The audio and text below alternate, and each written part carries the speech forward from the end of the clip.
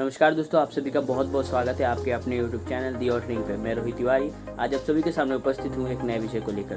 तो चलिए बिना किसी देरी के इस वीडियो को शुरू करते हैं। दोस्तों, अगर आपने नोटिस करा होगा तो आजकल के ज़माने में बहुत बड़ी स्पेस एजेंसीज दूसरे ग्रह पर जीवन ढूंढने लगी है और दूसरे ग्रह पर जीवन ढूंढने की प्रयास में वो बहुत ऐसे स्पेस क्राफ्ट्स को स्पेस में भेज रही हैं और इसकी होड़ सी लग गई है क्योंकि सभी चाहते हैं कि उनका मिशन सफल हो और वो सबसे पहले जीवन खोज सके दूसरे ग्रह में।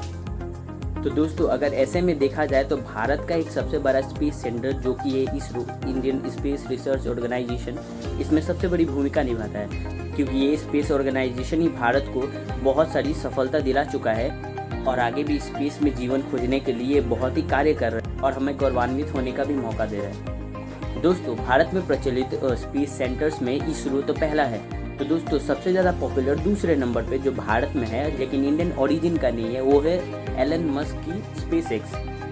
दोस्तों, आप लोगों ने सही सुना क्योंकि स्पेसएक्स आजकल बहुत ही ज़्यादा पॉपुलर है उसके कार्य को लेकर। वो जितनी उपलब्धियाँ इतने कम समय में हासिल कर चुका है, सभी को ये जानने में बहुत ही रोमांचक लगता है कि स्पेसएक्स कैसे अपने कार्य को संभालता है, कैसे वो इतने कम समय में इतनी उपलब्धियों का हासिल कर चुका है। तो दोस्तों, आज हम इसी वीडियो में बात करेंगे स्पेसएक्स और इसरो के बारे में। क्या है इनके बीच में डिफरेंस, कैसे इन दोनों ने इतनी कम समय पर इतनी उपलब्धियों का हासिल कर लिया, क्या दोनों का है मूल मंत्र सफलता के लिए।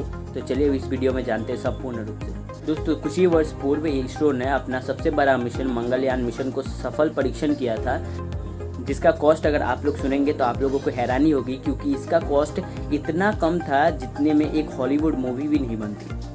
मैं जानता हूं कि आप लोगों को ये बहुत ही रोचक बात लगी होगी लेकिन ये सत्य है। और दोस्तों, मैं आप लोगों को बता दूं कि इसके बाद भी इसरो अपने परीक्षण को नहीं रोका। इसरो ने गंगायान मिशन और बहुत सारी ऐसे मिशन को अभी भी जारी करके रखे हैं जिससे कि वो सफलता प्राप्त कर सके। सबसे पहले ये पता कर सके कि मंगल ग्रह पर क्या मानव जी सकता है, क्या मंगल ग्रह पर जीवन की नई खोज हो सकती है। इसके अलावा मैं अगर इसरो की सबसे बड़ी उपलब्धि को बताऊं तो इसरो ने एक बार में 104 सैटेलाइट्स को अंतरिक्ष में भेजा था, जो कि एक बहुत ही महान कार्य किया गया था इसरो के द्वारा। और इसी कार्य के साथ उसने रशिया का जो रिकॉर्ड था एक साथ 37 सैटेलाइट्स को भेजने का, उसे भी तोड़ दिया था। पर दोस्तों, बात यही अंत नहीं होती। इसके बाद एलन मस्क की स्पेसएक्स ने इसरो का भी रिकॉर्ड तोड़ दिया और स्पेसएक्स ने अंतरिक्ष में एक साथ 137 सैटेलाइट्स को भेजा और इसरो का रिकॉर्ड भी यहीं पे टूट गया। तो आपको इससे ज्ञात हो सकता है कि कितना कंपटीशन है दोनों स्पेस ऑर्गेनाइजेशंस में, जहां एक ने अभी रिकॉर्ड स्थापित किया, दूसरे ने उसकी तौर में भी एक नया कीर्तिमान स्थापित कर दिया। दोस्तों, अगर हम स्पेसएक्स की बात कर रहे हैं तो ये भी जानना जरूरी है कि स्पेसएक्स ही ऐसी संस्था है space tourism, Mars colonisation and network का जो जाल फैलाया है स्पेस में, उसमें सबसे बड़ा महत्वपूर्ण भूमिका निभाता है अपना एलन मस्क का स्पेसएक्स। तो दोस्तों, अगर हम पॉइंट वाइज कंपैरिजन करें इसरो और स्पेसएक्स में तो कुछ पॉइंट हमारे सामने आएंगे जो साबित कर देंगे कि इसरो और स्पेसएक्स के बीच में क्या मूलभूत डिफरेंस है और क्यों ये इतनी सफल संस्थाएं हैं। दोस्तों, अगर मैं आपको बताऊं कि इसरो के कुछ इतिहास के बारे में, तो इसरो एक ऐसा हिस्टोरिकल और इंस्पिरेशनल स्पेस सेंटर है जिसे आप अगर अच्छे से जानेंगे तो आपको बहुत ही इंस्पिरेशन मिलेगी। क्योंकि इसरो जब अपनी पहली परमाणु परीक्षण कर रहा था या किसी भी प्रकार की गतिविधियों का कर रहा था तो उसके पास उतनी कैपिटल नहीं थी, उसकी वजह से उसने साइकिल पर भी रॉकेट लेके गए। जमाना हुआ करता था जब इसरो ने साइकिल पर भी रॉकेट लेके गए थे और आज उन्होंने कीर्तिमान पर कीर्तिमान स्थापित कर रहे हैं, 104 सैटेलाइट से लेकर बहुत सारी मिशनों को सफल परीक्षण। और दोस्तों, वहीं अगर हम स्पेसएक्स की कहानी के बारे में बात करें तो ये भी बहुत ही कम इंस्पिरेशनल नहीं है, ये भी बहुत ही अधिक इंस्पिरेशनल है। क्योंकि अगर आप एलन मस्क की कहानी जानेंगे कैसे उन्होंने स्थापित किया स्पेसएक्स को तो आपको भी बहुत ही मोटिवेशन फील होगा।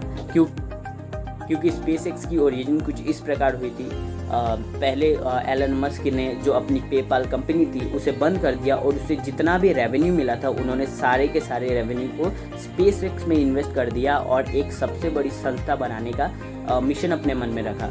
और ये मिशन तब सफल हुआ जब नासा के द्वारा उन्हें अप्रोच किया गया कि आप इस मिशन को आगे बढ़ाएं। दोस्तों, अगर हम दोनों संस्थाएं के बजट को देख ले तो इसरो का बजट है $1.9 बिलियन और वहीं अगर हम स्पेसएक्स का बजट देख ले जो सालाना बजट होता है वो है $74 बिलियन। अगर आप इन्वेस्टमेंट के बारे में बात करें तो इसमें स्पेसएक्स इसरो से बहुत ही ज़्यादा आगे है।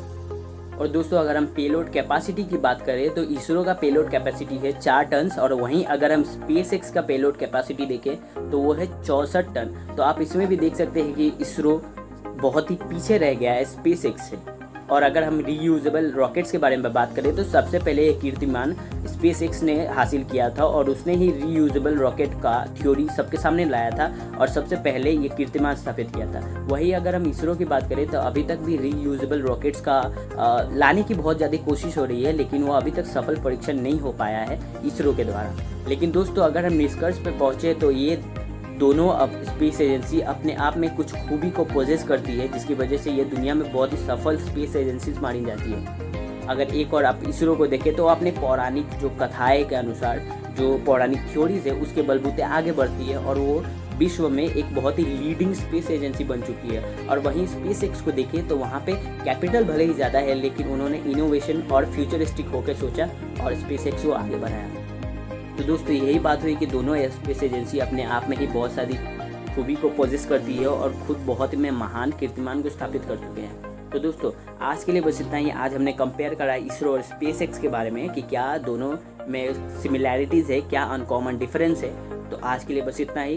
मैं आप सभी से आग्रह करूँगा कि आप वीडियो को लाइक करें, सब्सक्राइब करें, शेयर करें। धन्यवाद।